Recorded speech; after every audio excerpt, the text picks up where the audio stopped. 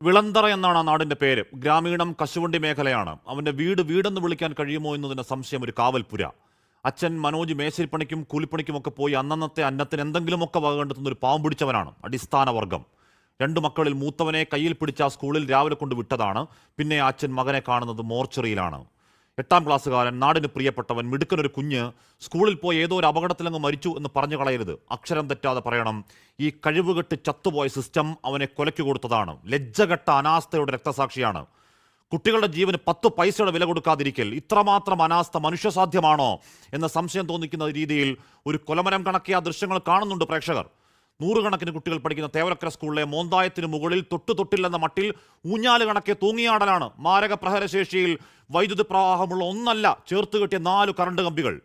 രാവിലത്തെ കളിക്കിടെ ആ നാശം പിടിച്ച തകരഷീറ്റിന്റെ മുകളിലേക്ക് തെറിച്ചുപോയ കൂട്ടുകാരന്റെ ചെരുപ്പെടുക്കാൻ കയറിയതാണ് ചുറുചുറുക്കുള്ള ആ മിടുക്കൻ.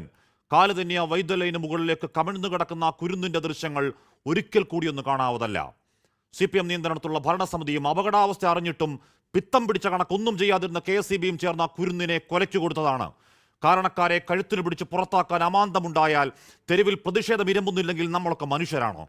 ആ സ്കൂൾ ഭരണസമിതി ഉപദേശക വിദ്വാൻ, അവിടുത്തെ ജില്ലാ പഞ്ചായത്ത് അധ്യക്ഷൻ, അയാൾ പറയലാണ്, അവബോധമില്ലാത്ത ആ വിദ്യാർത്ഥിയെ ഷീറ്റിൽ കയറി കാല് തെന്നിയപ്പോൾ കറണ്ട് കമ്പിയിൽ പിടിച്ചതാണത്രേ പ്രശ്നം.